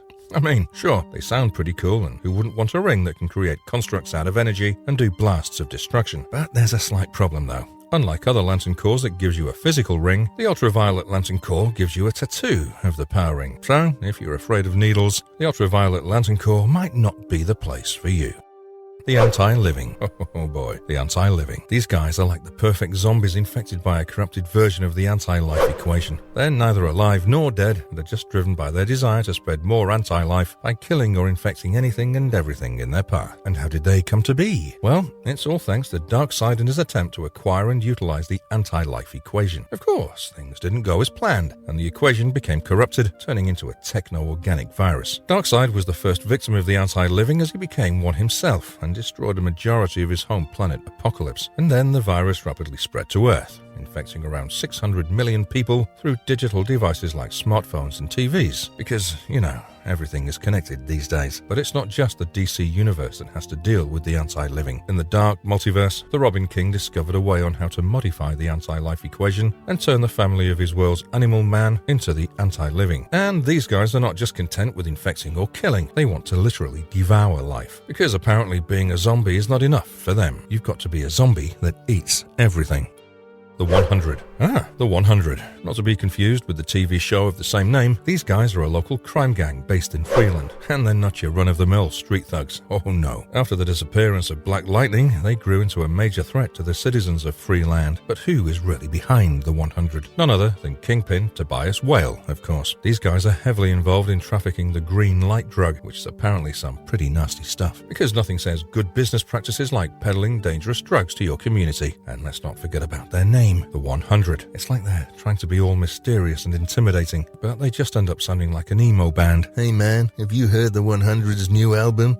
It's so dark and brooding. Yeah, no thanks. But all jokes aside, the 100 are a serious threat to the people of Freeland. They're not just your typical street gang. They're organized, they're powerful, and they're willing to do whatever it takes to get what they want. And with Tobias Whale pulling the strings, it's not going to be easy to take them down. So, if you happen to find yourself in Freeland, watch out for the 100, and maybe steer clear of any mysterious drugs with ominous-sounding names. Trust us, it's not worth it. The 1000. The 1000, a group of high-tech assassins, and not your typical gang. Their goal is nothing short of taking over the free world, and they'll stop at nothing to achieve it. Originally known as the 100, the group was led by Albert Talbot, a fence planned elaborately to set up his girlfriend as a costumed villain. But the money he earned from the 100 swayed his mind, and he decided to be a part of them, and eventually he became the boss of the entire organization. However, when the 100 ordered the murder of Detective Sergeant Philip Forrest, his daughter Rose developed a split personality and became the vigilante known as Rose and Thorn. She eventually captured Talbot and sent him to prison. The 100 then transformed into a high-tech crime organization with 10 self-perpetuating divisions such as the Amazons, the Dynamiters, and the Seawolves. Due to the actions of Rose and Thorn, along with Superman, they had to retreat below the surface, but they resurfaced later with Tobias Whale as their leader. Black Lightning was in the belief that he'd put an end to the 100 when he captured Whale, but the group lived on and transformed into something else. After their transformation, the director of the 1000 was U.S. Senator Ballard, who had grand schemes of becoming President of the United States of America. His plan involved assassinating President Reagan and Vice President Bush and having a shapeshifter take the place of Reagan while giving the position of Vice President to Ballard, who would take over after the imposter resigned. But Booster Gold and members of the Legion of Superheroes put a quick end to their plan. Since then, the 1000 have fought with Booster Gold and Thorn. Basilisk. The Basilisk is a terrorist group created by writer Adam Glass and illustrated by Federico Dallocchio in the current Suicide Squad series. The group was founded in response to the emergence of metahumans, such as Superman, which they believe will lead to a war between normal people and metahumans, with Basilisk being the only winner. The group is made up mainly of scientists and well-equipped soldiers, with their colors being green and black. They're fanatical in their cause, often committing suicide if they're at risk of being captured or compromised, with their catchphrase being, "Hail Basilisk." You might find it familiar if you're a Marvel fan. Hail Hydra was the catchphrase for the supervillain group Hydra in Marvel. The Basilisk has clashed with various heroes and teams, which include the Suicide Squad and the Flash, with some members being killed or captured. The group's founder and leader, Regulus, is presumed dead, while Grey Laura, a long-taloned metahuman terrorist with snake-like abilities, was killed by Harley Quinn. Black Spider, a former member of the Suicide Squad who turned traitor, was captured and is now in custody at Belle Reve. Other past members include Mad Dog, a bounty hunter who was implied to have been eaten alive by King Shark, and Dr. Alicia Vizyak, a scientist who developed a nanite virus that was used on a stadium full of innocents and is now working for Amanda Waller. Anti-Justice League. The Anti-Justice League was a quick-to-fade gang of supervillains created by Queen Bee in the beginning stages of the DC Comics world. Sinestro, Ocean Master, Merlin, Harpy, Gorilla Grodd, Clayface II, Kronos, and Brainiac were among the villains of this sinister organization. Queen Bee's plan was to form a gang that would operate as a reverse version of the Justice League, ambushing people from the superhero group before they realized what was going on. The Anti-Justice League proceeded to kidnap a few Justice League members, and for a brief time, it appeared like Queen Bee's plot might succeed.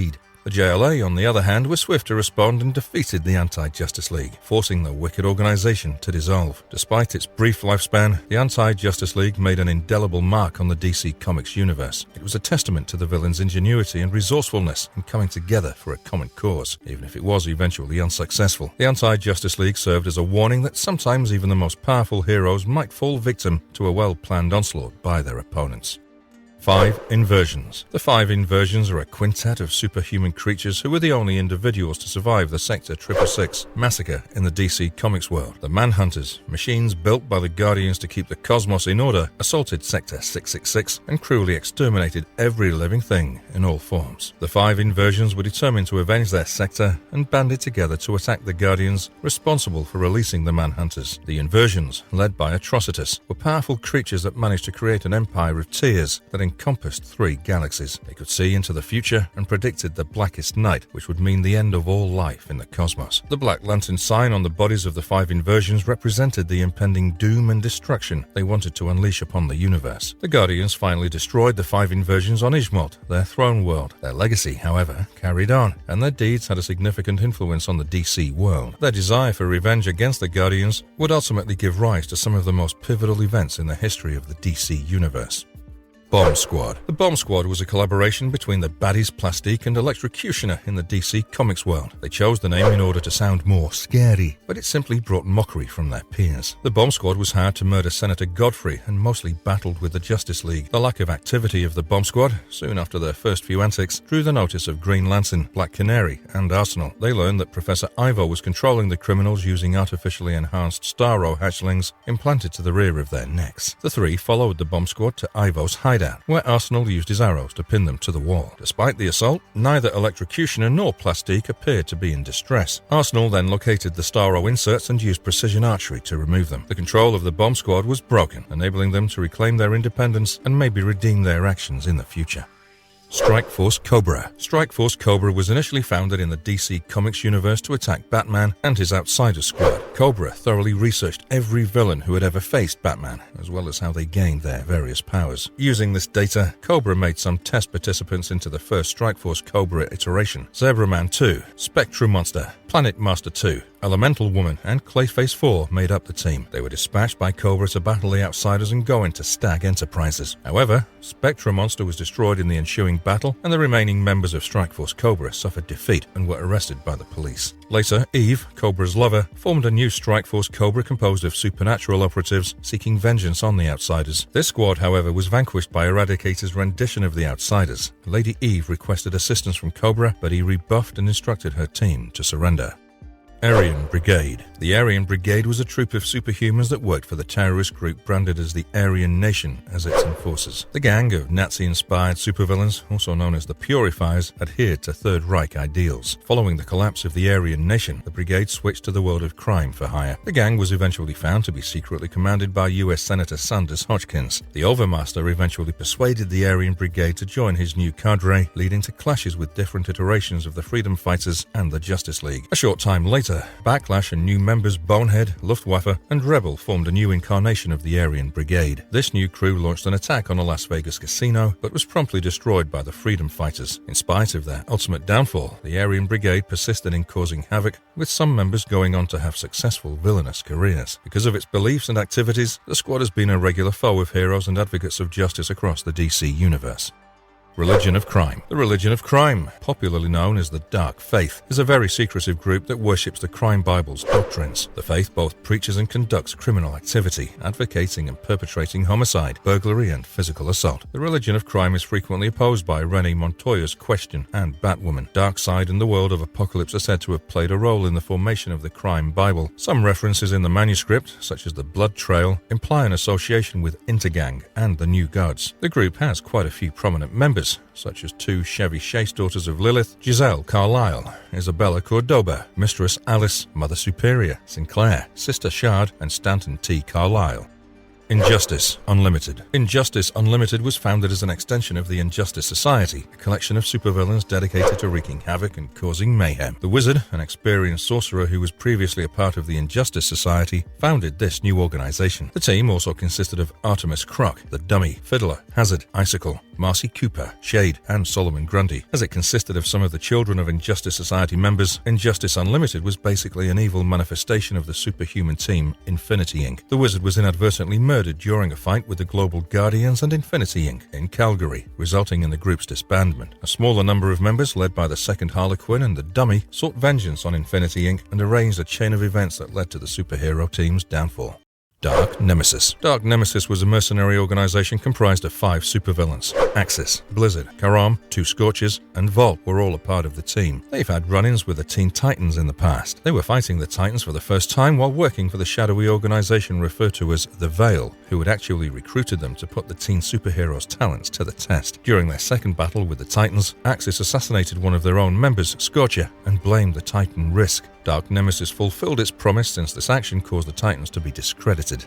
Dark Nemesis afterward hired an additional Scorcher to take the place of the one they'd lost. They ran into the Teen Titans once again when they were recruited by yet another employer to gather information on a secretive diet drug. The Titans, however, were more competent this time around and quickly defeated them, successfully stopping them from accomplishing their task. Dark Nemesis's current hideouts and escapades remain a mystery, and it's uncertain whether they're still functioning as a mercenary team.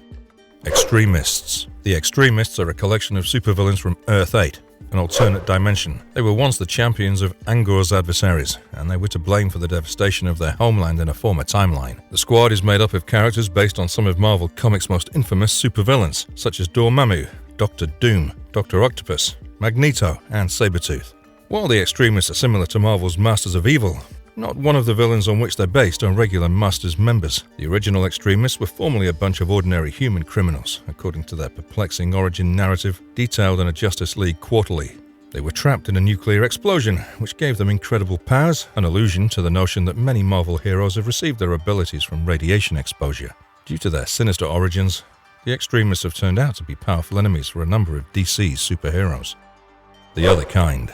The Other Kind is a race of mystical monsters from the Other Place, which is the foundation of all magic in the cosmos. The Other Kind, being purely magical creatures, are to blame for the most terrible and twisted types of magic.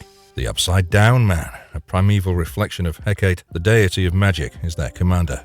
The initial Lords of Order took the Other Kind source of energy and utilized it on Earth. The art of spellcasting and the usage of talismans were developed to manage and conceal the use of their power, consequently offering an air of order. The Other Kind, however, is now attempting to recover the source of their energy so they can regain their power. Tartarus. Tartarus is an evil organization founded by Vandal Savage with the intention of destroying the Teen Titans. Siren, Red Panzer, Lady Vic, Gorilla Grodd, and Cheshire are among its members, all chosen by Savage to be the ultimate anti-Titan squad. However, it became apparent quickly that the group didn't have cohesion and had no ability to function effectively as a fully formed unit. Vandal Savage had initially kidnapped Lilith Clay, a long-standing Titan supporter, and utilized her skills to scout possible recruits for his squad. Lilith, unfortunately for Vandal, took advantage of the situation and chose baddies who had a track record of not working well together. As a result of this, Tartarus became a disorganized squad incapable of achieving its goal. Cadre. The Cadre was a group of villains who were bestowed their abilities by the Overmaster, a cosmic entity. Their mission was to help the Overmaster in determining humanity's suitability to live on Earth. The Justice League clashed with the cadre on various occasions throughout the course of its existence, and the squad went through numerous phases as members got replaced by newly formed recruits. The Justice League discovered the real story about the Overmaster's origin after a particularly fierce battle, where he was revealed to be an extraterrestrial parasite preying on the untapped energies of a massive alien creature. After learning of the Overmaster's designs from the Justice League, the vast extraterrestrial evicted the Overmaster and the cadre from the battlefield before returning to the stars. The cadre of the Immortal was another form of the cadre composed of metahumans from all over the world who had been duped by an Overmaster agent posing as the famed Prester John. Team Turmoil.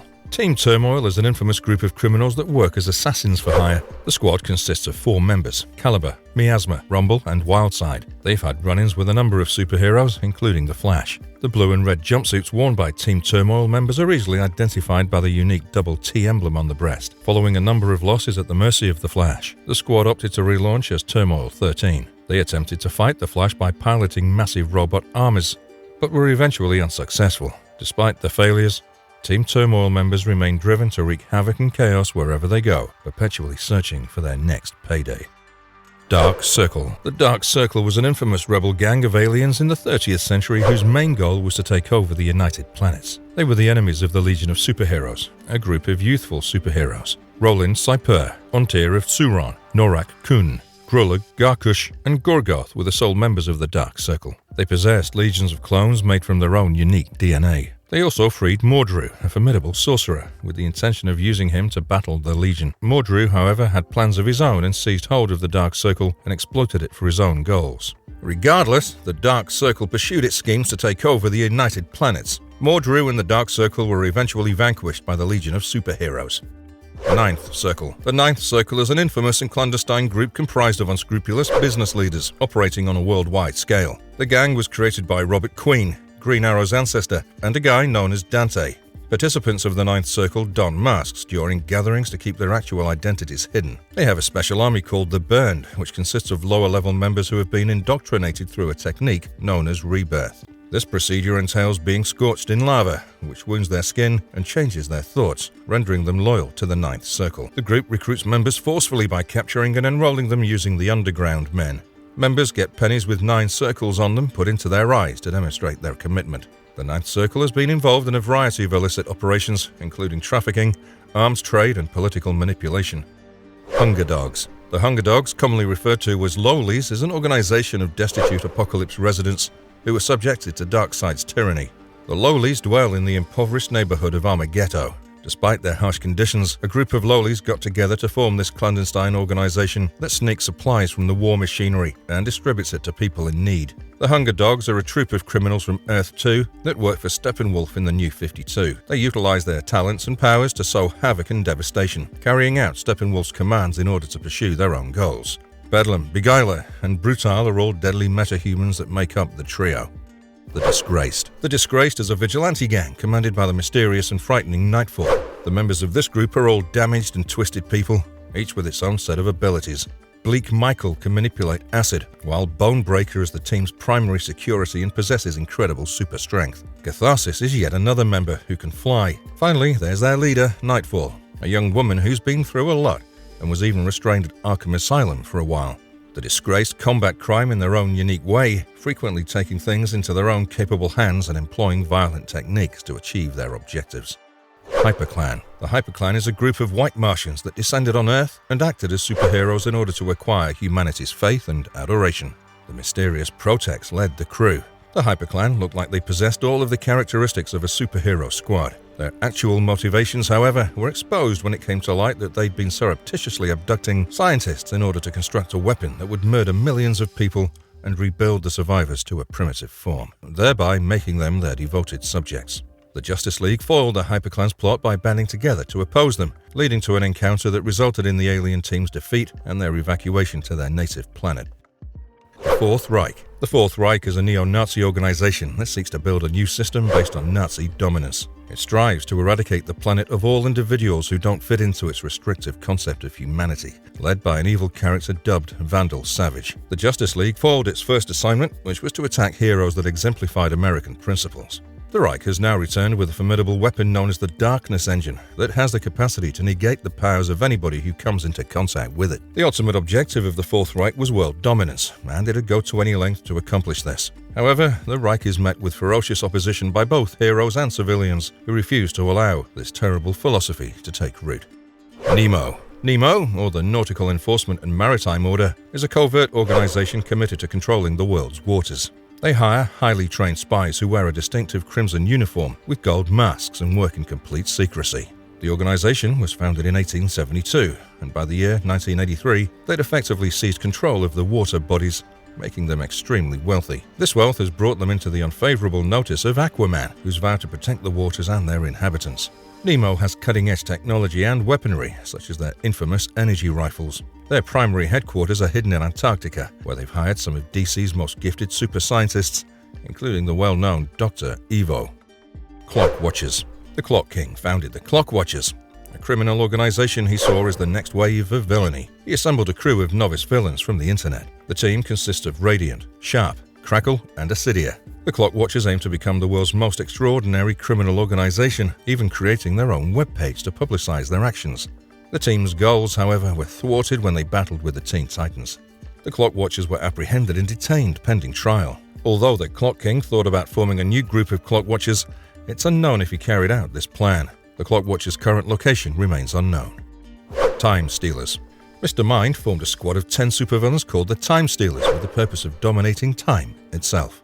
Mind had meticulously chosen a varied bunch of time travelers who would be effortlessly influenced by him. Their significant targets were Booster Gold and Rip Hunter, who were impeding their goal. Black Beetle, Despero, Jonah John Carter, Maximilian, Mr. Mind, Per Dagaton, Rex Hunter, and Ultra Humanite all made up the team. Their first act as a group was to conduct a coordinated offensive, shifting critical time points and initiating direct attacks. Despite appearing to be defeated, the Time Stealers managed to flee. Their ultimate fate is yet to be determined.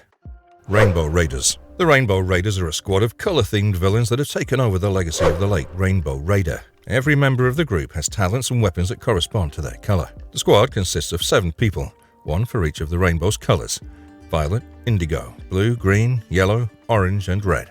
They originally appeared during Captain Boomerang's burial, when they seemed to show respect for the deceased villain's work. Their primary objectives are unknown, but they've been reported to work for an obscure floating entity known as Computron. The Rainbow Raiders appear to be a very new group with little reputation or previous experience working together.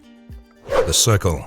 The Circle was a hidden society of 5 strong cosmic creatures that governed over intergalactic affairs and believed themselves to be God's earliest creations.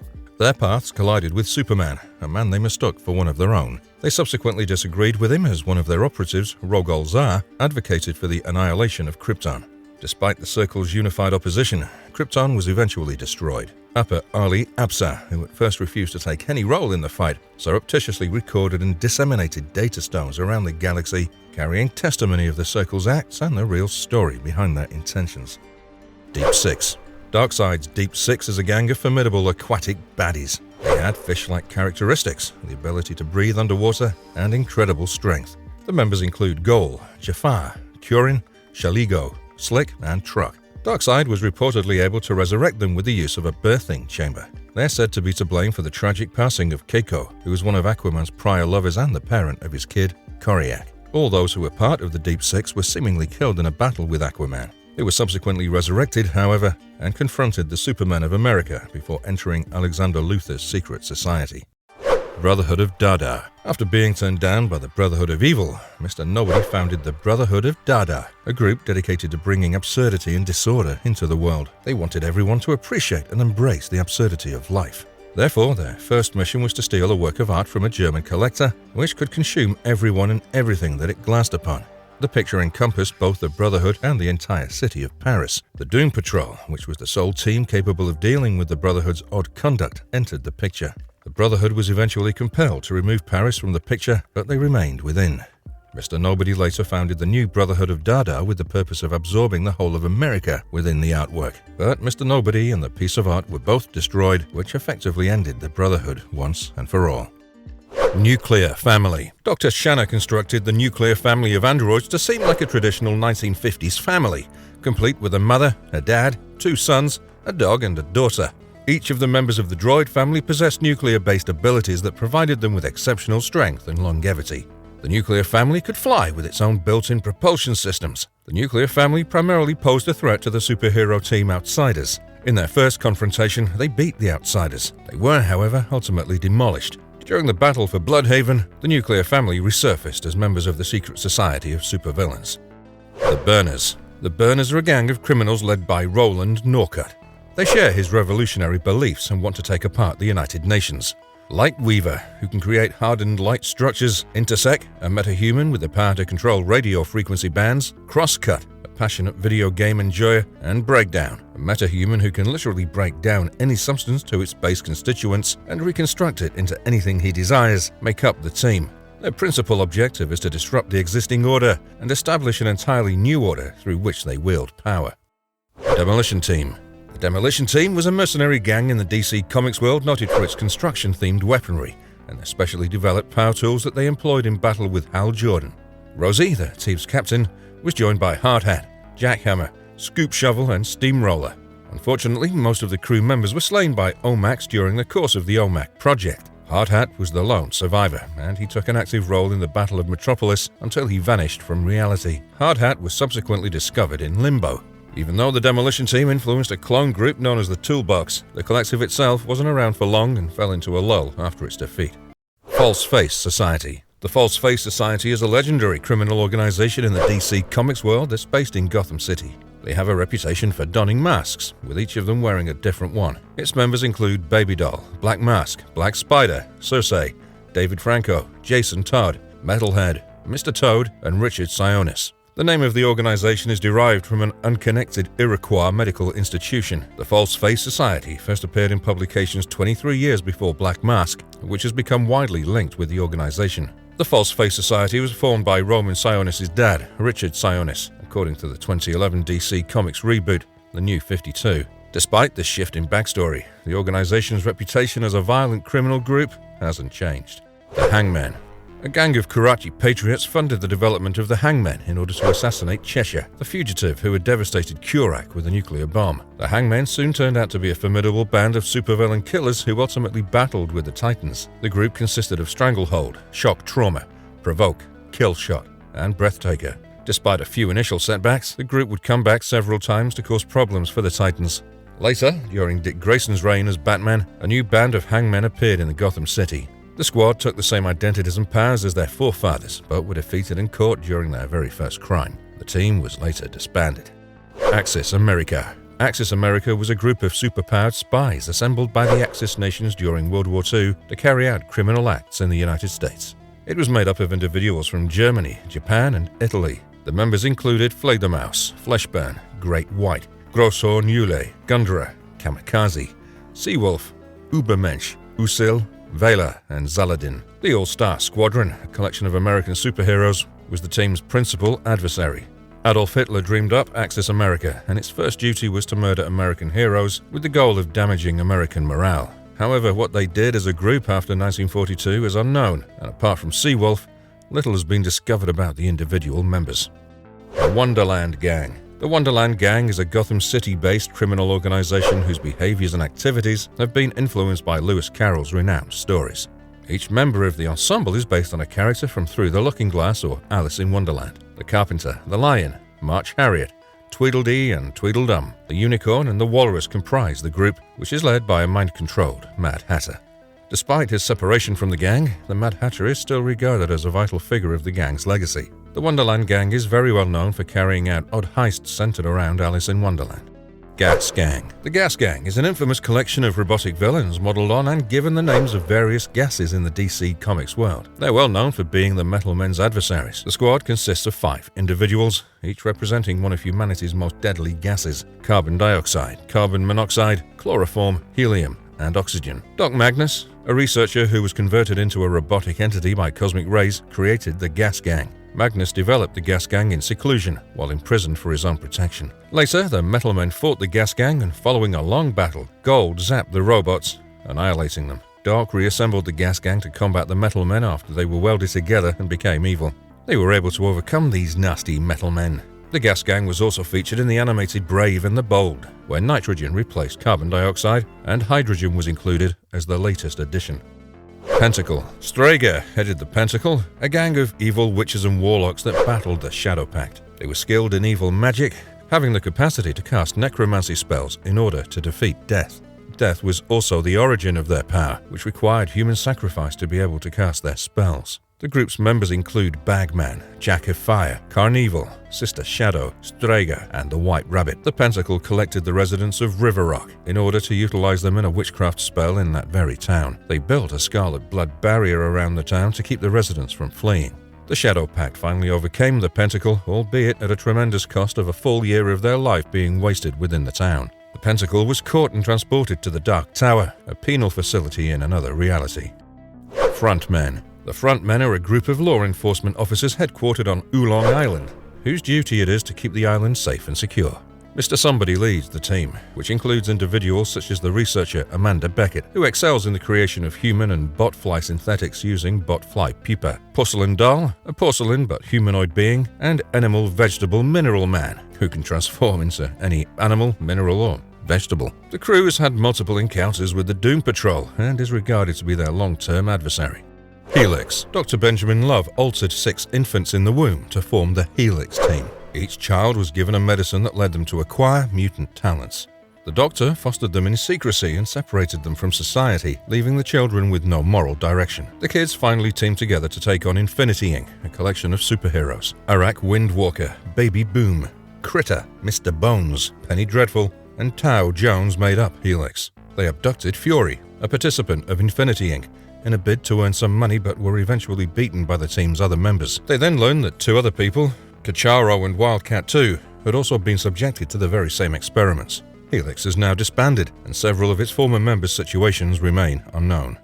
Longbow Hunters. The Longbow Hunters are a gang of vicious assassins hired by infamous criminal lord Ricardo Diaz to assassinate Green Arrow in his birthplace of Seattle. The group is made up of Red Dart, a budding villain who took on the alias of the very first one, Killer Moth, an antithesis to Batman with an insect motif, Junior Diaz, the child of a corrupt entrepreneur, Werner Zeitel, the merciless leader of the nation of Latava, Clock King, an obsessive planner with a firm understanding of time, and Danny Brickwell, commonly referred to as Brick, an influential Star City crime master with extraordinary strength and unbreakable skin. Their very first sighting was when they assaulted Green Arrow's close comrade John Diggle, encircling him with murderous intent.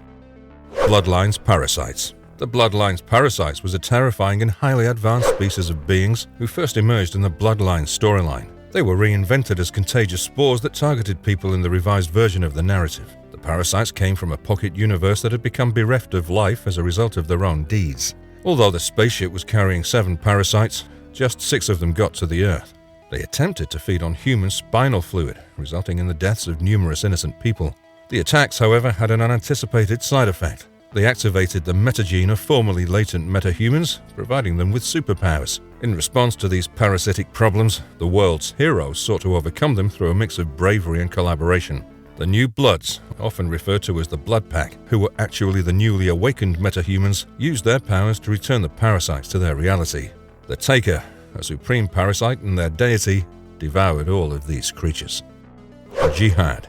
The Onslaught, often known as a mercenary organization that's contracted by the government to carry out heinous acts across the world. They're situated in the Middle Eastern nation of Kurak and have been at odds with the Suicide Squad, the secret American force. Some of the members of the Jihad were produced through bioengineering with the help of treasonous Americans. At the same time, the Cabal, a clandestine group within the US government, provided knowledge to Kurak in exchange for their own gains. The team's main goal was to murder the President of the United States, but their initial attempt was foiled by the Suicide Squad. Rustam, the squad's captain, subsequently went back to Kurak to form an entirely fresh crew to carry on the mission. Victim Syndicate. The Victim Syndicate is a collection of 5 people who have suffered as a result of Batman's confrontations with his foes. They hold Batman and Batwoman responsible for their losses and have come together to exact retribution. Mute, an ex-joke shop owner who had an allergic response to the Joker's poison. Mudface, an employee in production who was exposed to compounds that made her skin flexible. Mr. Noxious, a broker who was influenced by poison ivy. And Madame Crow, an undergraduate who became the first recipient of testing for Scarecrow's experiments, all make up the Syndicate. Hoarder. Horde is a shadowy organization that functions as both a technology firm and a clandestine group of hoarders. Ure, Wrath, Vandal Savage, Uker, the Puzzler, the Carrier, Sergeant Binghampton, Senator Leyland Norwell, Sand Creature, Salvax, Quamas, Condesa, Angleman, and Angie are among the deadly members of the organization. They're the ones behind many of Superman's problems, and they use shadow ninjas mastered by the mysterious Hoarder Root, who's actually a carbon clone of a particular Vandal Savage offspring who displayed his intellect by transferring his mind into several nodes in order to obtain his dad's favor. Injustice Gang. Lex Luthor and 6 other supervillains founded the Injustice Gang with the purpose of eliminating the Justice League of America and dominating the planet. The organization was formed to combat the JLA's perceived advantage as a force for good. Libra headed the group's initial iteration, which was outfitted with a smaller incarnation of his Transmortifier gadget, which was utilized to take their opponent's vital energy. The organization tried to frame the JLA for their own crimes, but their schemes were eventually revealed and they were crushed. Later, Luthor led the group in an unsuccessful assault on the JLA's Watchtower headquarters. The Injustice Gang were subsequently shown to be puppets of the celestial warbringer Mageddon, who planned to destroy Earth. Despite their early triumphs, the Injustice Gang's eventual loss demonstrated the JLA's strength and dedication to safeguarding the Earth from all dangers. Freedom Fighters of China. The Freedom Fighters of China are a group of superhumans who oppose the Chinese government and operate as a terrorist organization. This organization is comparable to Uncle Sam's Freedom Fighters. Ghost Woman, Sunbeam, Folding Paper Man, Human Firecracker, and Blue Condor make up the squad, which is commanded by Flying Dragon General, a pro-democracy campaigner and the father of Kong Kanan, China's Superman. They're directly opposed by the Chinese Justice League. China White Triad. The China White Triad is an organized crime group established in China that's commanded by the infamous underworld figure China White, also known as Qian Na Wei, Strato, an intimidating air golem, Snake Pit, an evil and bitter opponent who gains power from kryptonite, which makes him the perfect match for Superman, and Avery Ho, a Chinese-American teen with super speed comparable to the Flash, comprise the group in at least one of its iterations. The Triad's primary purpose is to beat Superman, and they're prepared to do whatever it takes in order to accomplish it. Madmen. Blue Beetle's opponents are the Madmen, a group of acrobatic misfits. They dress up in colorful outfits and have no true superpowers, yet they exploit their theme to commit crimes. Farley Fleeter turned his motley crew into a band of supervillains in order to bring in more money. He dressed them up in wigs, makeup, and colorful outfits and sent them out to steal banks. After an accident, Fleeter obtained the ability to mentally control anybody he touched, allowing him to switch up the Madmen's numbers as he saw fit. Although the Madmen have served as henchmen for other villains, Fleeter frequently runs the show. In one of their first confrontations, the Blue Beetle attempted to stop the gang from stealing money from a bank. The Madmen recently battled Red Robin in Gotham City, where it was found that Darkseid had transformed them into live servers for the Unternet, a villainous communications grid. Monster Society of Evil. The Monster Society of Evil was the first supervillain group in comic book history, and they were a dangerous opponent to the superfast superhero Shazam. The organization, led by the Wicked Worm from Venus dubbed Mr. Mind, had almost 30 participants, making it one of Shazam's greatest opponents. Mr. Mind founded the Monster Society of Evil with monsters from numerous worlds in the Earth-S reality. When the Marvels awoke from their trance state, Mr. Mind resurrected the group's core members, but they were wiped out by the Marvel family. Despite his apparent failure, Mr. Mind wouldn't give up and formed his ultimate and most formidable squad of villains to face the Marvel family in a series of battles. New Olympians. Maxi Zeus founded the New Olympians, a group of people who each portrayed a Greek or Roman deity with the goal of destabilizing the Olympics. The members were named Vulcanus, Proteus, Nox, Diana, Argus, and Antaeus. Their objective was to utilize their abilities to create havoc during the games. They abducted Olympian Licinia Nitocris and attempted to persuade her to marry Maxi Zeus. The New Olympians, strangely enough, were soon discovered dead in their subterranean refuge, each with a wound in their chest. Gog, a self-proclaimed deity with a messianic mentality, was revealed to be responsible for their killings as part of his killing spree against those who believed they were gods. Dreambound. The Dreambound is a group of people from every corner of the world who have been altered by the cosmic powers of the Cosmic Egg. They were formed by both Enigma and Morgana Le Fay. They began as henchmen of the Dark Trinity, but subsequently branched off to pursue their own goals. The Dreambound's initial task was to find 9 potent relics related to the 3 DCU Trinity members, Superman, Batman, and Wonder Woman, with the goal of merging their magical force into filters that allowed the Dark Trinity to soak up the Trinity's abilities. The squad reappeared to oppose Morgana's final attempt to rise to the level of a god, but they were vanquished. Following that, the Dreambound were tried, but Earth's heroes stood by them by claiming that they'd been under Morgana's command, resulting in their being freed to continue living and dreaming happily on Earth. The Cult of the Cold Flame. The Cult of Cold Flame is a gang of radical wizards commanded by Mr. E, Tanarak, Sargon the Sorcerer, and Zatara, 4 formidable magician heroes. They aimed to assemble an army of cultist followers and reign over them as if they were gods, and they became adversaries of numerous DC heroes. The cult tried to get Tim Hunter to commit to their cause, but they were ultimately defeated by the Trenchcoat Brigade. The cult was active during Constantine's initial days as a magician, and Constantine's teacher, Nick Necro, aligned himself with the group to discover more about the enigmatic books of magic. In recent times, however, Constantine became their most formidable foe as the cult sought unimaginable power, using all forms of demonic magic. Marvelous verdict. We hope you've enjoyed this journey to the dark side of the DC universe and have gained a newfound appreciation for these bad-to-the-bone characters. Sure, they may not be the heroes we grew up idolizing, but there's no denying that they're just as fascinating and complex. So, next time you find yourself cheering for the bad guys, don't feel guilty. Embrace your inner villain. And remember, it's good to be bad, at least in the comic book world. So, if you liked our content, don't forget to drop a like and hit that subscribe button on your way out. Have a good one.